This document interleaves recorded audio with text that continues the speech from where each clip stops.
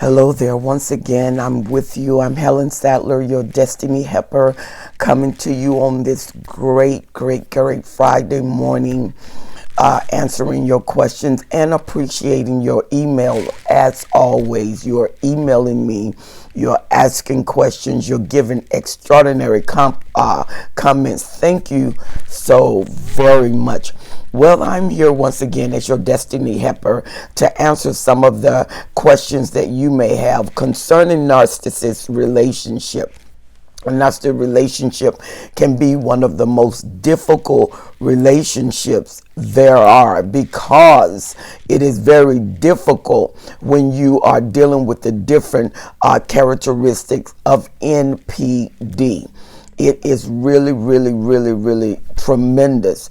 And when you're dealing with personality disorders, this is an unchangeable medical fact. And I deal from a spiritual element, so I believe in the medical view, but there is an additive. I believe when you put God on the scene, you can have miracles. But when you're dealing with NPD, the personality disorder, a narcissist's inability to look within themselves for change make it virtually impossible for change.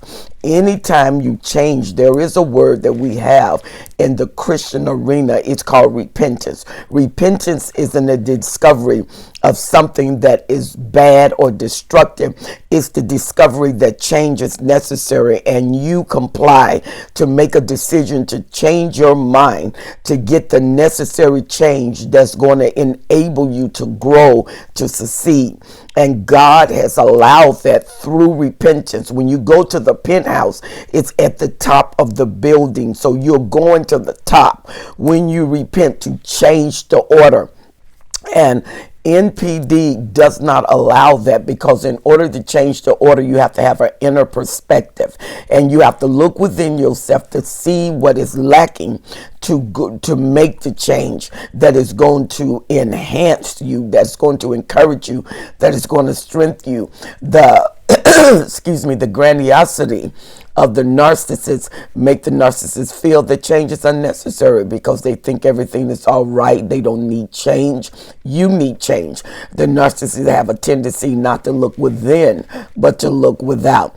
And because the narcissist will not look within, whether male or female, it make it virtually impossible to change. We're going to deal with an aspect today that is really tremendous, and it is very vital also. Excuse me. I've been talking for days and just doing different sessions, so please forgive me. But one thing that we need to deal with, and the question was so right on. The question was, why does the narcissist have a problem with intimacy or sexuality? So I want to dove in that question and to answer that. You know, when you have the narcissists don't want to be without control, and you run a high risk at intimacy of losing control, because intimacy can cause you to give yourself over emotionally, physically, to another person. It brings you into a caring aspect where someone, you will value their opinion, you will value their well-being more than your own well-being. And the narcissist is not that. Everything the narcissist does is virtually about the narcissist, and in the end it will be about the narcissist. It may seem like it's not in the beginning, but at the end of the day, everything is always about the narcissist. And what is not about the narcissist is not the narcissist. Excuse me. And so when you're dealing with intimacy, a great cliche that people use is into me you see. And see, when you go inside to see the narcissists become very agitated, because the narcissists know their character, their personality is it is, how can I say, it is not a good personality. It doesn't have the highest value system for someone else, the caring of someone else. So the narcissist find it very difficult for anyone to get inside them and read them truly, because the narcissists have a problem with themselves. They know their behavior mode. They know, especially those who have had a proper medical diagnosis, and those who are experienced with relationship know that this relationship will cause pain. It doesn't matter what relationship the narcissists get into. Pain is involved, and it's intentional. It's not mistaken pain. It's intentional pain. It's necessary pain. The narcissists need your trauma. The narcissists need your torment in order to make them feel at a level that they think they are, because they have a problem with grandiosity. Everything is beneath them. And some narcissists, if not all, even place themselves on a godship level, that everybody was made for their use, for their benefit, because somehow when they were born special, and everybody else is beneath them. That is a narcissistic mindset, that everybody is to serve them. Narcissism does not display you as humanity. It displays you as supply or an appliance, like a toaster. When when the toaster burns and you feel like you have to discard the toaster, there is no emotions attached to that. You discard it and you just go buy another one. Well, that's the way the narcissists feel about all of their specimen, all of their supply. Discard and you just go get another one. Because they're disposable. You know, they're not that valuable where you need them, because the supply is too plenteous. And when the supply is not plenteous, then you are a temporary necessity. But the narcissist will not allow themselves to be vulnerable enough where they admit they need you. And when they do, you'll find out that once it was all a facade. They needed supply. You could furnish the supply. They gave you everything you need to hear. They gave you everything you need. They would gift you, whether it's money or giftings. Everything they do is on a temporary measure. They do not have a permanent measure. Their attention span is not kept that long. They get bored very easily. So when you talk about intimacy, when you get intimate with someone, you want to know about that person. A narcissist would do that. You want to get into them. A narcissist would do that. You want their benefit. A narcissist will not do that. You want their care. You want to make sure they have the highest order or the highest standard from you to recognize that they are valuable. The only standard that the narcissist is going to give you is your value to them, instead of you being valuable. They don't place you valuable without them, because remember, you are an appliance in their mind. You are fuel in their mind, so you are there for them. It is another form of slavery.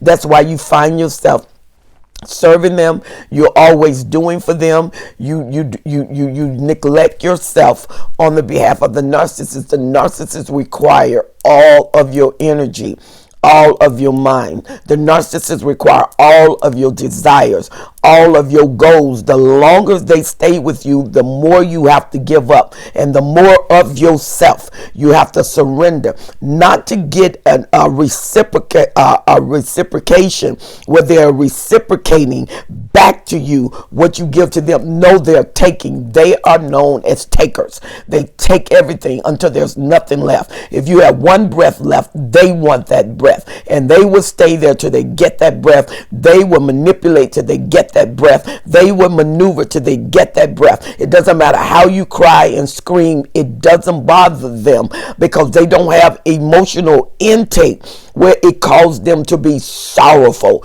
When they are sorrowful, is that they have a narcissistic injury, or things did not go the way they had planned. Then they're sorry. They're not sorry that you're hurting. They're sorry that they didn't get their way. So when it comes to intimacy with the narcissist is very sexual.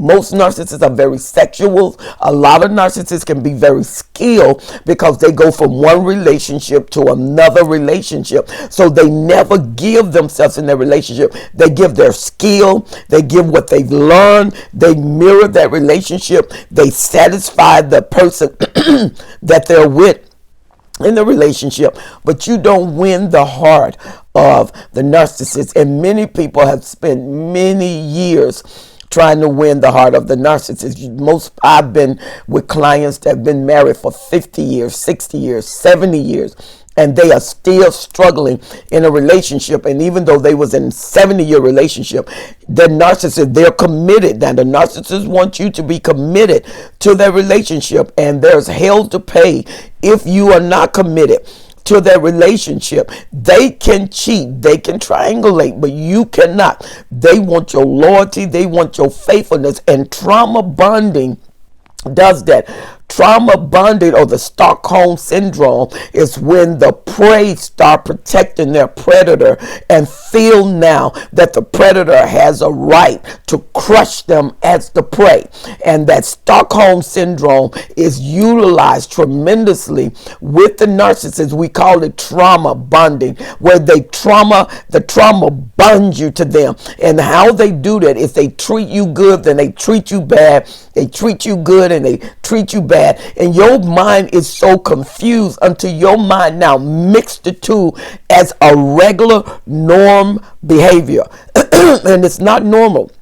It's never normal for anyone to treat you below value, below standard. But if you don't know you have value, then to you it's acceptable behavior. You can allow people to trauma bond you, do misuse, and you always come back. When they hoover, you always open the door. They are always sorry. A narcissist can leave you, especially if a narcissist is married and you know they're married and you are having a relationship with you, and they tell you that the husband is not doing this, the wife is not doing this, and you make them feel so good until you start getting into the devaluation process. Once you hit the devaluation process, the next process is discard. You're going to be discarded, whether you're discarded in the house or they leave the house, because sometimes a lot of people are discarded and the narcissists never leave the house.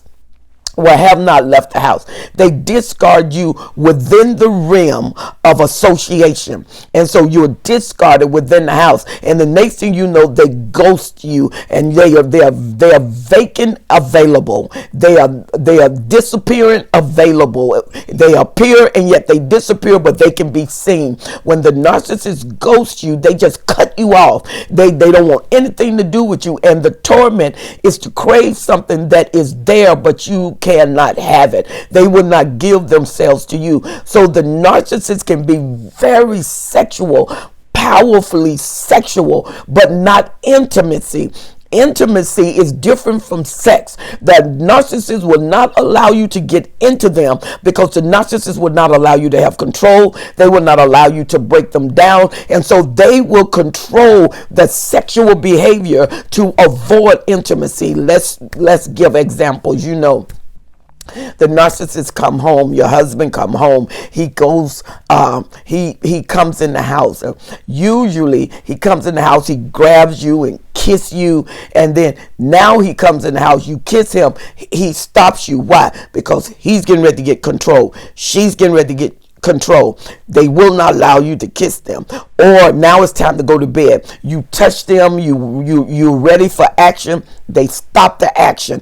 They will not allow you to sex them. They will not allow you to become intimate. Why? Because you are the initiator. And when you initiate, when they're getting control, they have to bring you under control. They get you at the height of desire and they drop you. Some narcissists would take you to realms of foreplay and stop. They will stop right in the middle, pull back, and you're wondering what's wrong. You never get an answer. I don't want to be bothered. Don't touch me. You always want to control me. I don't feel like it. You never consider that I work. You never consider that I'm tired. But they pulled you all along to the point of activation. Then they pull back, trauma bonding. And when they pull back, they turn over. And if you notice, when they turn up, they don't want you to touch them. The moment you touch them, it's like the hairs of on their bodies just arise. And you are left, because they need to tear down your character. They need to tear down your personality. The worst person to doubt is yourself. Self-doubt is destructive behavior. Self-doubt is suicide behavior, because when you doubt yourself, you have nothing else to activate. You have nothing to give to anybody. And when you feel like you have nothing to give, then you start placing this in a personality order. You start saying, this is what's wrong with me. I am. You have to watch those I am statements, because you start attaching negativity to who you are, and that's not who you are. There was an event that happened, there was an occurrence that happened, but it doesn't mean that that's who I am. So the narcissists turn their back, and then once you get used to not having them, then they come and say, you know, what's wrong with you? Are you cheating on me? You're cheating on me. You hadn't even made a step toward me, and you're looking at them. I just made a step toward you. Oh, now you want to make a step toward me after you done cheated on me. Or if they see that you're saying, forget it, I am done with this, boom, come the love bombing. The narcissist will love bomb you. They don't love bomb you in the golden state. They love bomb you in the bronze state. They love bomb you in the silver state. The silver state, they just give you what you want. You know what I mean? They just take you to bed and make you feel like a garbage. And you feel like he just wasted on me. And when they make you feel like that, that's the silver. And what they does is they walk away, still trauma bonded. They're training you to detach when they want you. When you think you need to attach, they train you to detach, because you never have confidence. And then all of a sudden they teach you to attach when it look like they need you. You are always running to their aid. They make everything about you. It's never about the kids. It's never about the family. It's always about you, about them. And what happens is, even in God, those of you who worship God, you know, they will not allow God to be your higher power, your higher source. So they will come in and degrade your relationship, bring in the lewd behavior. They will come in and violate your conscience, because they know that you have a standard of living. Come on here. It doesn't matter. The Christians worship Jesus, and then even some of you who may be outside of the scope of Jesus Christ. You may be Buddhism, Muslim. There are standards that you place at guards and boundaries. The narcissists want you to cross those boundaries. The narcissists want you to cross those standards. You meditate. The narcissists don't want you to meditate. They will film when you are meditating, your private time, your euphoric time. They come in with chaos, and that chaos pulls you out, because anytime you start to cater to yourself, you start to get intricate with yourself, and you start to become one with yourself. And if you're a Christian, you're one with God. You start to get your worship back. Well, that is competition to the narcissist. Oh, do you think the love making is off the chain? Every time you turn around, you know, he can't keep you out of the bed. She can't keep you out of the bed until once you bond with them, then they break the cycle. They break the system. They don't give you time to prepare for the breaking. They just break it. It's cold turkey. And now you're having withdrawal symptoms from the consistency.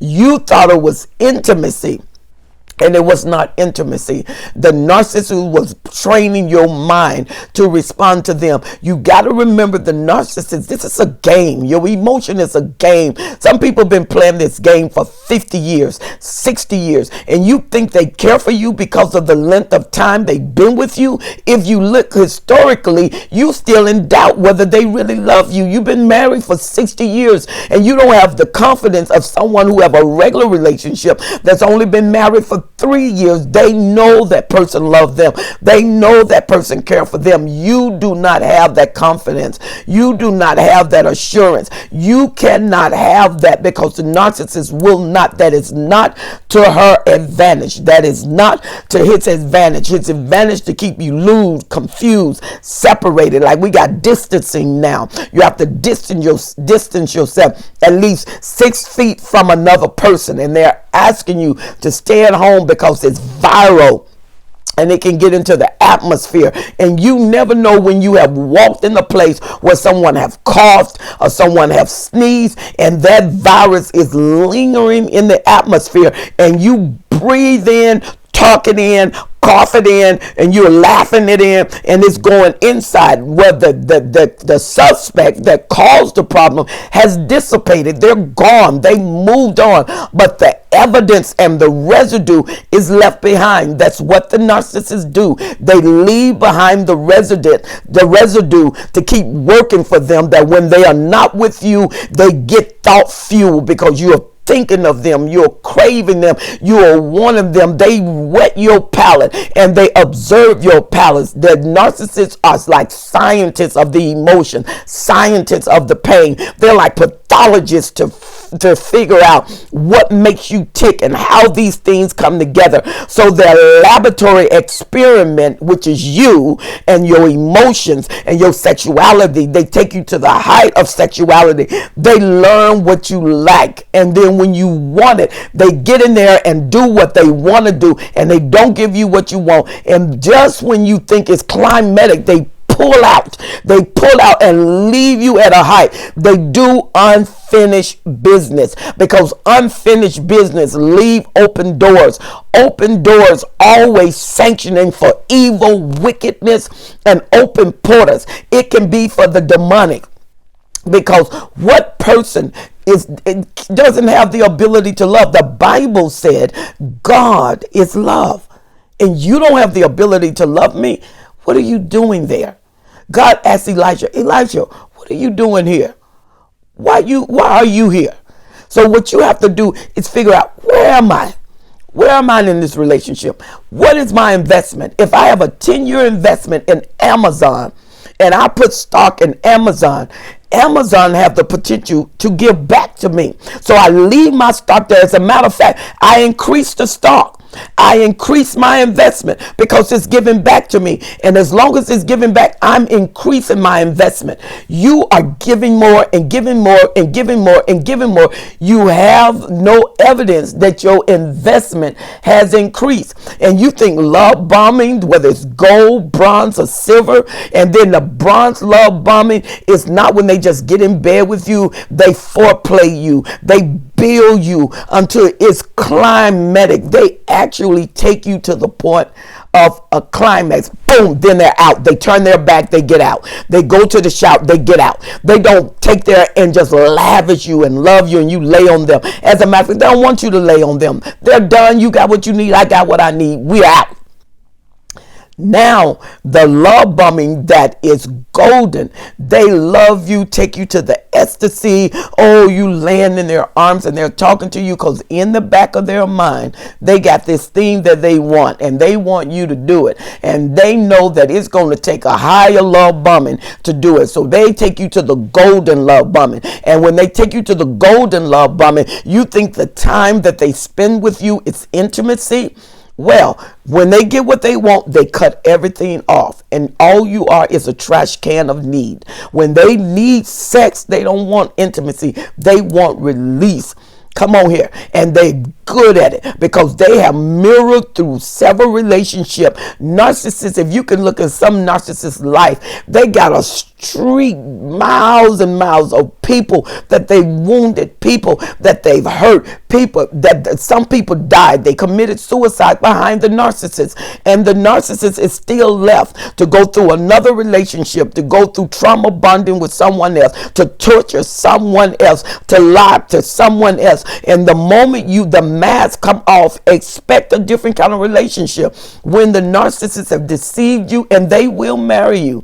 Marriage is not a problem because they don't have covenant. They have a contract. They don't do covenant. A A narcissist don't care about your covenant, because a narcissist can marry you today. Hours later, they're triangulating with someone else, because you just supply. You're just fuel. You're like a toaster. You're like a lamp. Turn the light on, it provides light. When you get tired, turn it off. If it breaks, you can replace it.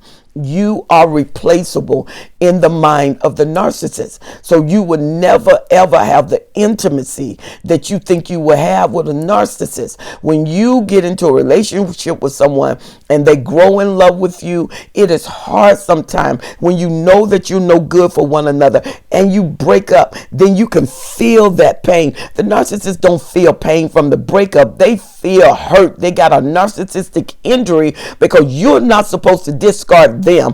They're supposed to discard you. And when you discard them, they're going to do everything in their power to hoover you back in. Then they're going to discard you because they cannot trust you to be a long-term in us receiving their pain. When narcissists have a long-term relationship, they need a person with the ability to endure pain, because that's what they're there for. They're going to cause it. It's unavoidable. It's unavoidable. The narcissist is your pain manual. They're going to teach you how to have the most pain and how to handle it, how to swallow it, how to expect it. After a while, you start expecting pain, and then you engraft that as part of your life agenda. Pain with the narcissist. And then intimacy, you don't know when they're going to be intimate. You just take what comes. Especially when the narcissist has sexual prowessness. I mean, they are good at what they do. They take you past the stars. They know that. And that has now become your weakness. That has now become your prison, because you will do anything for those moments, because you're living out of your emotions. You're not living out of your wisdom. You're not living out of your character. Your character is beyond a feeling. You keep getting feeling. Those nerve endings are working throughout your body. I mean, and there's just implosions everywhere. You can't live on implosion. You got to live on wisdom. You have to live on planning. Life is not a feeling. Life is not ecstasy. Life is not intimacy. Intimacy should be private. When you are going to do business, you out to the public. You got to have a different mindset. And so you are expecting from the narcissist what the narcissist refused to give. That's what you are expecting. The narcissist is not going to give you intimacy, because the narcissist does not want intimacy. The narcissist wants your time. He wants your will. He wants your desires. He wants your body. He wants you in your failure mode. A broken vessel is easier to handle than a vessel that is strong. So the narcissist is after your strength, whether through sexuality, through psychological means, through social means, through economic means. Come on here, all of them. The narcissist is not a fair player. Everything is up for grabs in this game. Your mind, your will, your life. They're not beyond the greatest token that a narcissist can get. It's when you get tired and you feel like you have nothing left, and you want them so bad, you're willing to die for them. Well, if you die for the narcissist, she is still here. You're off the earth. All of your plans are gone.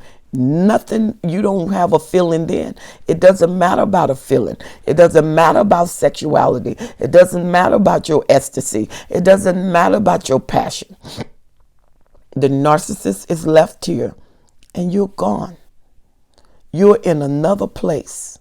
And the narcissist is left right here for another display of celebration of themselves. Why does a narcissist have a problem with intimacy? The narcissist don't need intimacy. The narcissist need fuel. You need intimacy. So she supply you with skill. And because you think that's what love is, because most of us have been so dysfunctional, the Bible said God is love. Until you know God, you don't know the confidence, you don't know your beauty, you don't know your authentic self, the power of yourself. You are so powerful, you are mighty, but you have to know that. That's why the Bible said without faith it's impossible to please him, because within faith is realms of confidence, and it exposes your authenticity. When the confidence level comes, when you know your value, you refuse to be devalued. When you know your authenticity, you refuse fakeness and fictitiousness. You offer truth, and truth will always outweigh a lie. Well, emotional havoc is a lie. Emotional abduction, because most of you being abducted emotionally, it's a lie. It's not true. You being in a cage emotionally, that's not love. Love will always consider the other person. Love will not harm another person. Love won't meditate evil on another person. Love will not consistently hurt and apologize. You're not apologizing. The word repentance is a Greek word that means montaneo. Montaneo means to turn. People say 360s. No, you're back to where you come from. It's a 180. It means I was here, but now I turn. I made up in my mind to turn, and I'm not coming back there again, because that didn't benefit me. So Montaneo, let me turn around a 180 and let me change my mind about things. Some of you need to change your mind about things, but unless you become the pathologist that the narcissist is, unless you do your research move and see your comparative analysis and see why this works and why that doesn't work, and come up with a vaccine in life called living, called value, called standard, called character, called confidence. Come on here. You will never discover yourself. You will never. And it's not in her mind for you to. It's not in his mind for you to. The narcissist will love you, will make love to you on whatever scale, freaky or not. Whatever scale. Whatever it takes. And if you don't watch yourself, you will become everything they want, even when it tortures you to do it, even when it tortures you to become that. You are rewriting the book. You're doing the labor, but you won't get the credit once it is published. You did the work, you did the research, you wrote the book, you got it published, you got it edited, and next thing you know, the narcissist got all the credit. Intimacy doesn't matter to the narcissist because you don't. Anytime you get intimate with someone, you got to get into them. The narcissist is into you to find out which move to make on that game board. He's not into you. She's not into you for your good. You have a historical account. You've been with the narcissist for 3 to 6 months. You may be deceived. But within that time, that mask come off, but you kept excusing it. And then you get this gnawing on the inside of you saying, something is wrong with them. Something is not right about this relationship. It's not a relationship. You're the only one relating. The narcissist is there to fulfill themselves. And they're going to do it at your expense. They're going to train you how to serve them. They're going to train you how to love them. They're going to train you how to sex them. They're going to train you how to break. They're going to train you how to bend. The narcissist is there for your trainer. And that trainer is going to take you far away from God. It's not going to give you light. It's going to bring you into the darkness. It's not going to give you character. It's going to decimate your character because you don't matter. And when you don't matter, it doesn't matter if you don't exist. The narcissist is there to bring you into a non-compliance called non-existence. The non-compliance of the confidence of yourself. He wants you to be non-compliant. When you want to get goals, non-compliance. When you want to fulfill your purpose, non-compliance. He wants to bring you into a non-existent state where all you are doing is existing on the behalf of someone else. Sex is not intimacy. It doesn't matter how good it is, how grand it is not intimacy. That is not what you call intimacy. Intimacy is when a person comes to you with your good in mind and they build a relationship with you. They want to know your mind, your heart, your goals, your dream, what you like, what you don't like, what you're going to do. The boundaries that are set up, they're going to respect those boundaries, because love is always in the best interest of the other person. They don't care about your interest. They care about their interest. I'm asking you to look at your historical report.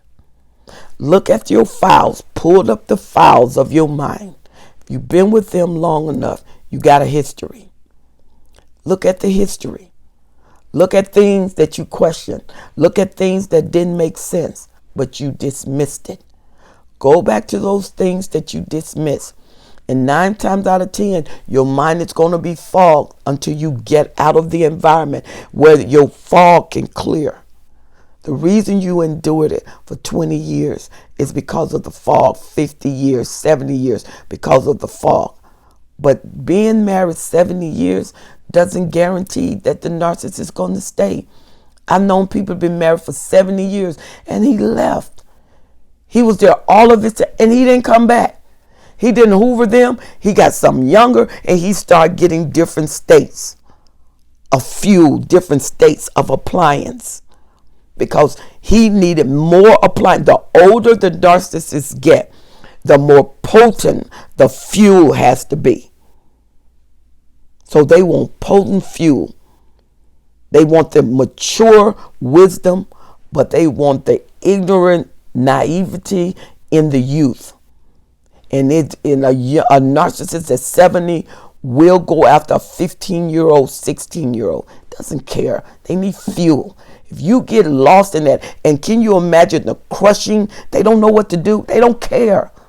These usually, when the older narcissist messes with the younger, naive individual, they usually see suicide as a way out because they're immature emotionally. And it really rev up the narcissist to think they're all that. No, that person was naive. It's not that you were all that. They were naive. But when you are with them, remember the biological and chemical effects that they can have on the body, literally. So why isn't a narcissist intimate? Because you have to give up your control to be intimate. You got to care for someone else to be intimate. And the narcissist never will. If you think you have control of a narcissist, they may not be a narcissist. They may be a wicked, evil person. Because one of the traits of a narcissist is control. And they will never, not might, there ain't no might. People who think that there's times that you can get over on a narcissist, because that doesn't mean you can't outthink them. They don't have all wisdom. God is the only one that's omniscient. So there's time that you may outsmart your narcissist. Because remember, they live in the fantasy world. They're immature. They're irresponsible. Their attention span is not held long because they want to play. They want to play. And when they do business, they hold business to do the business that's going to cause them to be pumped up and praised, and the grandiosity. That's why they do it, because the people is going to lavish them for the great ability and creativity. They're going to stay there as long as it takes to get that project because they want that praise. But other than that, no ma'am, no sir. You will not extend them beyond their desires. And that is quickly. They want things done. Now is a narcissistic word. Now. They love it now. They don't want, when they plan for the future, it's now. That's why they take risks. And intimacy, if you get intimate with a narcissist, you're going to lose yourself. You're going to be disappointed. A narcissist will train themselves in sex. So after a while, you'll know no matter what you buy, no matter what nightgown you buy, no matter how much you style your hair, no matter how you fix your hair, your makeup, no matter what cologne, the most expensive colognes, no matter how you change your bedding, your room, no matter what you cook for them and candlelights, the narcissist, when it benefits them. But if he recognizes you're trying to control him, the narcissist will not submit to that. Not even a dinner. They won't submit to your nightgown. They will come in and see you and you look beautiful, and they won't admit it. They'll walk right past you to the refrigerator, and you got the candles, you got the steak and the lobster, you got everything out. They will not, simply because you have the upper hand. They dismiss it. And if they eat it like it's nothing. You never, no thank you, no discard, no regards rather to your great labor unless it benefits them. Narcissists are not capable of intimacy because they won't look inside. And they study you. They will go inside of you because you are to be controlled. You, in their mind, are a specimen. And they need to control all specimen. And you have no feeling, therefore you have no opinion in anything, and they are always right. The inability of a narcissist for intimacy is that they have to control. Intimacy requires that you give up something. They don't want to give up anything. So don't be disillusioned by great sex. Don't be disillusioned by the 3 realms of love bombing. Because once you leave the silver, there's no love bombing. There's discard, devaluation. The golden love bombing, yes. The bronze love bombing and the silver love bombing. And all of them are to the narcissist's purpose. Intimacy is in your mind. Think again. You owe that to yourself. Hopefully this video has really helped you. And I want you to subscribe to my video, like and share the page. Don't forget to subscribe. Tell your friends about it. And I'm looking to come on live again. It was such an excellent time. Thank you for joining me. I am Helen Sadler, your destiny helper. And I want you to know intimacy is for you. Go into yourself and see you are extraordinary and powerful. God made you that. Don't let anything strip you of that. Be confident. Intimacy lies with you. I will see you on the next video.